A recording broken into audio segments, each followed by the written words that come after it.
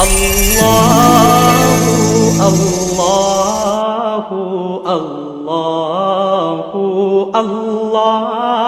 রমজান সামনে, এই জন্য একটি বিষয় নির্ধারণ করেছি, সেটি হলো আল্লাহর নিকটে তওবা এবং ইস্তেগফার। যেহেতু রমজান আসছে, আমাদের প্রত্যেকেরই পরিচ্ছন্ন হওয়া দরকার, পাপ থেকে বেঁচে থাকা দরকার, এবং পাপ সংগঠিত হলে আল্লাহর নিকটে ক্ষমা প্রার্থনা করা, এই বিষয়টি নিয়ে আলোচনা করব সংক্ষেপে ইনশাআল্লাহ তাআলা।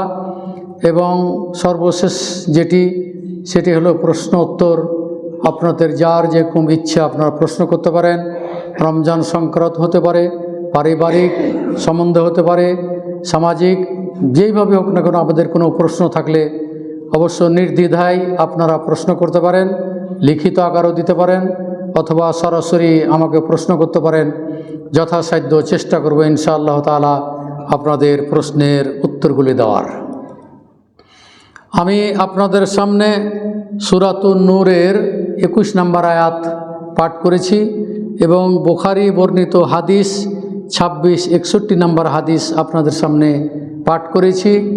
আল্লাহ তাআলা বলতেছেন, আমাদের সকলকে তিনি উদ্দেশ্য করে বলতেছেন, ওয়াতুবু ইলাল্লাহি জামিআ, তোমরা সবাই আল্লাহর নিকটে কী করো? তওবা করো। আল্লাহর নিকটে কী করো? তোমরা তওবা করো।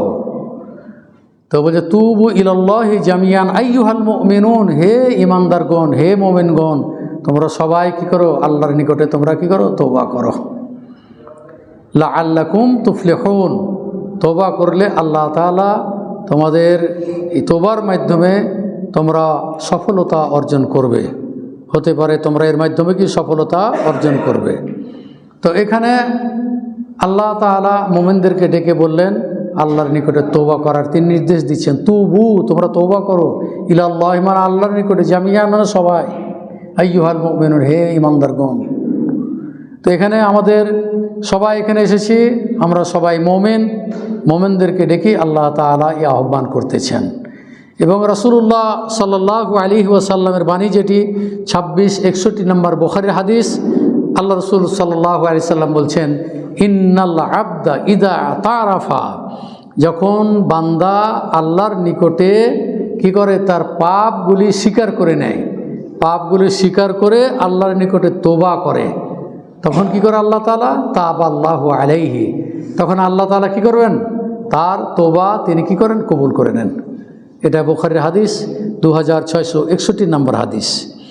তো আসলে তওবা আর ইস্তিগফার, এই দুইটি শব্দ, ইস্তিগফার মানে ক্ষমা চাওয়া, এটা হলো বাহ্যিক দৃষ্টিতে জবান দ্বারা ইস্তিগফার হয়, আর তওবা হয় অন্তর দ্বারা।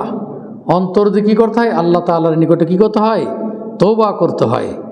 যেমন আল্লাহ তাআলা সূরা তাহরিমের 8 নম্বর আয়াতে আল্লাহ তাআলা বলতেছেন, ইয়া আইয়ুহাল্লাযীনা আমানু তুবু ইলাল্লাহি তাওবাতান নাসুহা, বলছে হে ঈমানদারগণ, তোমরা আল্লাহর নিকটে একনিষ্ঠভাবে প্রাণ খুলে অন্তর থেকে তোমরা আল্লাহর নিকটে তওবা করো।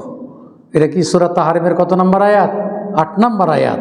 তো এখানে আল্লাহ তাআলা মুমিনদেরকে ডেকে বলছেন, ইয়া আইয়ুহাল্লাযীনা আমানু, হে ঈমানদারগণ, তুবু ইলাল্লাহি তাওবাতান নাসুহা, তোমরা এমন তওবা করো যে তওবা আল্লাহ তাআলা কবুল করে নেন, একনিষ্ঠ তওবা, যেটি করলে আল্লাহ তাআলা কী করবেন? আপনার তওবাটা কবুল করে নেবেন। তো এখানে এটা হলো কি সূরাতুত তাহরিমের 8 নম্বর আয়াত। এরপরে আল্লাহ রাসূল সাল্লাল্লাহু আলাইহি ওয়াসাল্লাম তিনি জানেন যে আল্লাহ তাআলা তার গুনাহ খাতা সব মাফ করে দিয়েছিলেন, এবং তিনি জান্নাত যে 10 জনকে আল্লাহ তাআলা সুসংবাদ দিয়েছিলেন, তার মধ্যে নবী করিম সাল্লাল্লাহু আলাইহি ওয়াসাল্লামও কি রয়েছেন। তো এখানে আল্লাহ তাআলা তার পাপ রাশি ক্ষমা করে দিয়েছেন এবং জান্নাতের সুসংবাদও দিয়েছেন। তারপরে আল্লাহ রাসূল সাল্লাল্লাহু আলাইহি ওয়াসাল্লাম বলছেন, আমরা কোথায়? আল্লাহ রাসূল কোথায়? দেখুন এখানে আবু হুরায়রাতে বর্ণিত হাদিসটি, তিনি বলছেন যে ক্বালা রাসূলুল্লাহি সাল্লাল্লাহু আলাইহি ওয়াসাল্লাম, আল্লাহি ইন্নী লা আস্তাগফিরুল্লাহ ওয়া আতুবু ইলাইহি, বলছে আল্লাহর কসম, আল্লাহি মানে ইউকসিমু বিল্লাহি, আল্লাহর কসম খেয়ে বলছি, নিশ্চয় আমি আল্লাহর নিকটে ক্ষমা চাই। আস্তাগফিরুল্লাহ মানে অবশ্যই আমি কি করি, আল্লাহর নিকট ক্ষমা চাই। ও আতুবু ইলাইহি, এবং অন্তর থেকে আমি আল্লাহর নিকটে করি তওবা করি। কতবার? ফিল ইয়াউমি মিন ৭০ মাররাতান, দিনে ৭০ বার আমি কি করি, তওবা করি। এটা হলো বুখারীর হাদিস ৬৩০৭ নম্বর হাদিস। এরপরে সূরা মুহাম্মাদের ১৯ নম্বর আয়াতে আল্লাহ তাআলা বলতেছেন, ফাআলাম আন্নাহু লা ইলাহা ইল্লাল্লাহ, তুমি জানো যে আল্লাহ ছাড়া কোনো সত্য মাবুদ নেই। ওয়াস্তাগফির লিযামবিকা, তুমি তোমার পাপের জন্য আল্লাহর নিকটে ক্ষমা চাও। এখানে আল্লাহ তাআলা নির্দেশ দিচ্ছেন, আমর সেগা আদেশ সূচক শব্দ। ওয়াস্তাগফির লিযামবিকা, তুমি তোমার পাপের জন্য কি করো, আল্লাহর নিকটে তুমি ক্ষমা প্রার্থনা করো, ক্ষমা চাও। শুধু তোমার জন্য নয়, ওয়ালিল মুমিনিন, সারা বিশ্বের মুমিনদের জন্য, ওয়ালিল মুমিনাত, সারা বিশ্বের নারীদের জন্য, নারী যারা মুসলিম তাদের জন্য এখানে ক্ষমা প্রার্থনা করতে আল্লাহ তাআলা কি হচ্ছেন, নির্দেশ দিচ্ছেন। তো আমরা নিজের জন্য আল্লাহর নিকটে ক্ষমা চাইব এবং কি করব, মুমিনদের জন্য, মুমিন নর নারী সকলের জন্য আমরা কি করব, তাদের পাপ রাশির জন্য, পাপ ক্ষমার জন্য আল্লাহ তাআলার নিকটে আমরা কি করব, প্রার্থনা করব। এরপরে সূরা গাফির, মানে সূরা মুমিনকে গাফির বলা হয়। এই সূরা ৩ নম্বর আয়াতে আল্লাহ তাআলা বলছেন, গাফিরিজ যামবি ওয়া কাবিলিত তাওবি, আল্লাহ গুনাহ ক্ষমাকারী ও তওবা কবুলকারী। তাহলে আল্লাহ কি করেন, গুনাহ ক্ষমা করে দেন এবং তিনি বান্দা তওবা করলে তিনি তওবা কবুল করেন। এটি সূরাতুল মুমিনের কত নম্বর আয়াত? ৩ নম্বর আয়াত। এরপরে একটি হাদিস, আনিল আগার আল মুজানি, একজন সাহাবী, তিনি বলছেন, ক্বালা রাসূলুল্লাহি সাল্লাল্লাহু আলাইহি ওয়াসাল্লাম, রাসূলুল্লাহ সাল্লাল্লাহু আলাইহি ওয়াসাল্লাম বলছেন যে ইন্নাহু লা ইয়াগানু আলা কলবি, বলছে যে আল্লাহ রাসূল বলছেন, দেখেন পাপ রাশি ক্ষমা করে দিয়েছেন, তারপরেও তিনি বলছেন যে আমার অন্তরে মরিচা পড়ে গেছে, কালিমা পড়ে গিয়েছে। সুতরাং ওয়া ইন্নী লা আস্তাগফিরুল্লাহ ফিল ইয়াউমি মিয়াতা মাররাতিন, রাওয়াহু মুসলিম। আল্লাহ রাসূল বলছেন যে আমার অন্তরে কালিমা পড়ে গেছে, মরিচা পড়ে গেছে, সুতরাং আমি আল্লাহর নিকটে দিনে ১০০ বার কি করে ক্ষমা প্রার্থনা করি। আস্তাগফিরুল্লাহ, আমি আল্লাহর নিকটে কি ক্ষমা চাচ্ছি, ক্ষমা প্রার্থনা করছি। এই শব্দটি কতবার বলতেন আল্লাহ রাসূল? ১০০ বার। আগে বলা হলো কতবার? ৭০ বার। আর এখানে বলা হয়েছে কি ১০০ বার। তার মানে যে ৭০-এর অধিক বলা হয়েছে, তো ৭০ অধিক মানে হয়তো ১০০ পর্যন্ত, অথবা ১০০ পর্যন্ত, বা ১০০-র হাদিস এসে। সুতরাং ৭০ কোনো সময় বর্ণনা এসে, কোনো জায়গাতে ১০০ বার এসেছে। আল্লাহ রাসূল সাল্লাল্লাহু আলাইহি ওয়াসাল্লাম এভাবে কি করছেন, আল্লাহর নিকটে ক্ষমা প্রার্থনা করেছেন, ক্ষমা চেয়েছেন। এটি মুসলিমের হাদিস 2702 নম্বর হাদিস।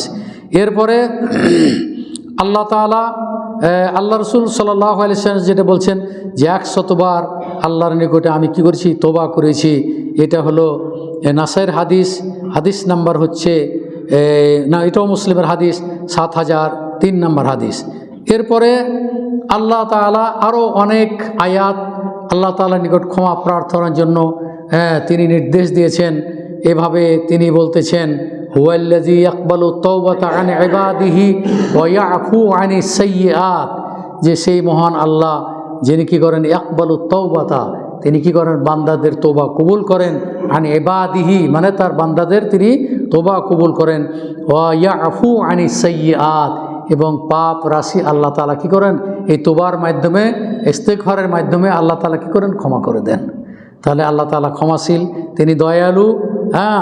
এরপরে একটি হাদিস যেটি এসেছে সেটি হলো যে দেখুন আল্লাহ কত বড় দয়াশীল এবং ক্ষমা দানকারী, ক্ষমাকারী। আল্লাহ তাআলা বলছেন হাদিসে কুদসি, এটা, ইয়া ইবাদি, হে আমার বান্দারা, ইন্নাকুম তুখতিউনা বিল্লাইলি ওয়ান নাহার, তোমরা দিনে এবং রাত্রে কি করো, পাপ করো। এটা তো কেউ দেখতে পায় না, একমাত্র কে দেখতে পায়, মহান আল্লাহ। তো বলছে যে ইন্নাকুম তুখতিউনা বিল্লাইলি ওয়ান নাহারে, তোমরা দিনে এবং রাতে কি করো, পাপ কাজ করো। ওয়া ইন্নাহু, ওয়া বলা হচ্ছে যে ওয়া ইন্নী লা আগফিরুয যুনুবা জামিআন, আর আমি কি করি, ওয়া না আগফিরুয যুনুবা জামিআন, এবং আমি তোমাদের পাপ রাশিকে কি করে দিই, আমি ক্ষমা করে দিই। সুতরাং ফাগফিরুনি, তোমরা আমার নিকটে ক্ষমা চাও, আগফির লাকুম, আমি তোমাদেরকে ক্ষমা করে দেব। তাহলে আল্লাহর নিকটে ক্ষমা চাইলে, তোবা করলে আল্লাহ তাআলা ক্ষমা করে দেন, তোবা করলে আল্লাহ তাআলা তোবা কবুল করেন। এটি মুসলিমের হাদিস 2577 নম্বর হাদিস। এরপরে আল্লাহ তাআলা বলছেন, কুল ইয়া ইবাদি, হে আমার বান্দা, হে মোহাম্মদ আপনি বলুন যে হে আমার বান্দারা, আল্লাযীনা আসরাফু আলা আনফুসিহিম, যারা নিজেদের উপরে নিজেরাই কী করেছে, জুলুম করেছে, অত্যাচার করেছে, তোমরা জেনে রাখো লা তাকনাতু মির রাহমাতিল্লাহ, তোমরা আল্লাহর রহমত হতে তোমরা কি নিরাশ হইও না। তোমরা কোনো সময় মনে করে না আমি পাপী বান্দা, বহু পাপ করেছি, আল্লাহ তাআলা হয়তো আমার পাপ কি করবে, ক্ষমা করবেন না। কিন্তু লা তাকনাতু মির রাহমাতিল্লাহ, তোমরা আল্লাহর রহমত হতে মোটেই তোমরা কি হও না, নিরাশ হইও না। বলা হচ্ছে যে মির রাহমাতিল্লাহ, ইন্নাল্লাহা ইয়াগফিরুয যুনুবা জামিআ, নিশ্চয় আল্লাহ তাআলা আপনাদের সব পাপ রাশিকে আল্লাহ তাআলা কী করবেন, ক্ষমা করে দিবেন। ইন্নাহু হুয়াল গাফুরুর রহিম, তিনি হচ্ছেন গাফুর, তিনি অধিক ক্ষমাশীল, তিনি ক্ষমা করতে কী করেন, ভালোবাসেন, তিনি ক্ষমা করেন। এটি সূরা জুমারের 53 নম্বর আয়াত, 5-3 নম্বর আয়াত। এরপরে আল্লাহ তাআলা সূরা হিজর যেটির 49 নম্বর আয়াত, আল্লাহ তাআলা তার নবীকে বলছেন উদ্দেশ্য করে, বলছে নব্বি মানে আখবির, তুমি জানিয়ে দাও ইবাদি, আমার বান্দাদেরকে, আন্নী আনাল গাফুরুর রহিম, নিশ্চয় আমি হলো ক্ষমাশীল এবং দয়ালু, ক্ষমাশীল এবং দয়ালু। এরপরে সূরা নিসার 31 নম্বর আয়াতে আল্লাহ তাআলা বলছেন, ইজতানিবু ইন তাজতানিবু কাবাইরা মা তুনহাউনা আনহু, যে সমস্ত বড় পাপগুলি করতে আল্লাহ তাআলা তোমাদেরকে নিষেধ করেছেন, সেগুলো থেকে যদি তোমরা বেঁচে থাকো, তো আল্লাহ তাআলা বলছেন নুকাফির আনকুম সাইয়্যাতিকুম, তাহলে আমি তোমাদের যাবতীয় যতগুলো পাপ আছে আমি কি করব, ক্ষমা করে দেবো, আমি মিটিয়ে দেবো। শুধু তাই নাই, ও নুদখিলকুম মুদখালান কারীমা, এবং সম্মানজনক জান্নাতের স্থানে তোমাদেরকে আমি প্রবেশ করাবো। তো দেখুন কত বড় সুসংবাদ রয়েছে তওবা ইস্তিগফারের। আপনারা জানেন যে সাইয়্যিদুল ইস্তিগফার নামে একটি দোয়া আছে। সাইয়্যিদুল ইস্তিগফার মানে হলো ক্ষমা প্রার্থনা করার হলো মৌলিক দোয়া, যেটা মূল দোয়া, সেটাকে বলা হয় কি সাইয়্যিদুল ইস্তিগফার। আল্লাহুম্মা আনতা রাব্বি লা ইলাহা ইল্লা আনতা খালাকতানি ওয়া আনা আবদুকা ওয়া আনা আলা আহাদিকা ওয়া ওয়াদিকা, এইভাবে 3-4 লাইনের একটি দোয়া আছে, যেই দোয়াটিকে বলা হয় সাইয়্যিদুল ইস্তিগফার। আল্লাহ রাসূল বলছেন, মান ক্বালাহা বিন নাহারি, যে ব্যক্তি এটি দিনে পাঠ করবে, মুকিনান বিহা, এবং এই দোয়া সাইয়্যিদুল ইস্তিগফার পাঠ করলে আল্লাহ তাআলা কি করবেন, তার যদি বলছে কাবলা ইউমসিয়া ফাইন্নাহু মাতা ফি ইয়াউমিহি কাবলা ইউমসিয়া, সন্ধ্যার আগেই যদি তার মৃত্যু হয়ে যায় এই দোয়া পাঠ করার পরে, তো ফাহুয়া মিন আহলিল জান্নাহ, তাহলে কি সে জান্নাতে প্রবেশ করবে। তাহলে সাইয়্যিদুল ইস্তিগফার মানে ক্ষমা চাওয়ার প্রধান দোয়া। এই যদি কেউ সকালে যদি পাঠ করে, যদি মুখস্থ না থাকে, তাহলে আপনারা দেখে দেখে কী করবেন, এগুলো মুখস্থ করে পড়বেন, আপনারা পড়বেন আল্লাহুম্মা আনতা রাব্বি লা ইলাহা ইল্লা আনতা খালাকতানি, দেখে দেখে পড়ুন। যদি মুখস্থ না থাকে দেখে পড়লো, এরপর আস্থা রেখে বিশ্বাস রেখে যে এই দোয়া পাঠ করলে আল্লাহ তাআলা কী করবেন, আমাকে জান্নাতবাসী করবেন।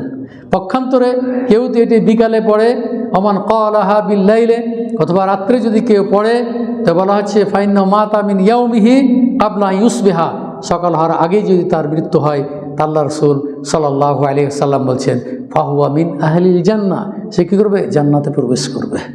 তাই আমরা কি চাই না, জান্নাতকে কামনা করি না?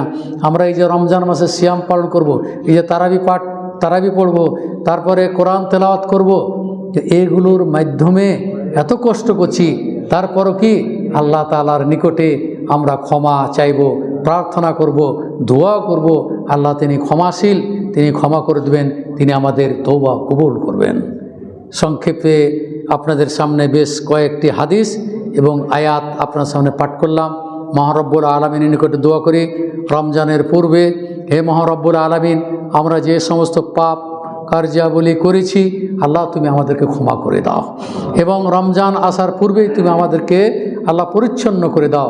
যেভাবে সাদা কাপড়কে পাপ থেকে পরিচ্ছন্ন করা হয়, আমাদেরকে আল্লাহ তুমি সেইভাবে পরিচ্ছন্ন করে দাও, এবং ভালোভাবে যেন আমরা সিয়াম, কিয়াম, তারাবি, ইবাদত, বান্দেগি, যত রকমের ভালো কাজ আছে সেগুলো যেন আমরা সেগুলো বাস্তবায়ন করতে পারি। আল্লাহ তুমি আমাদেরকে সেই তৌফিক দান করো। হে মহান রব্বুল আলামিন, আমরা রমজানের সিয়াম যেন পূর্ণাঙ্গভাবে করতে পারি, আল্লাহ তুমি আমাদেরকে সেই তৌফিক দান করো। হালাল রুজি খাওয়ার আল্লাহ তুমি আমাদেরকে তৌফিক দান করো। হারাম থেকে তুমি আমাদেরকে বাঁচিয়ে রাখো আল্লাহ। হারাম হালাল মিশ্রিত যদি কেউ খাদ্য গ্রহণ করে তাহলে সেই ইবাদত কবুল হবে না।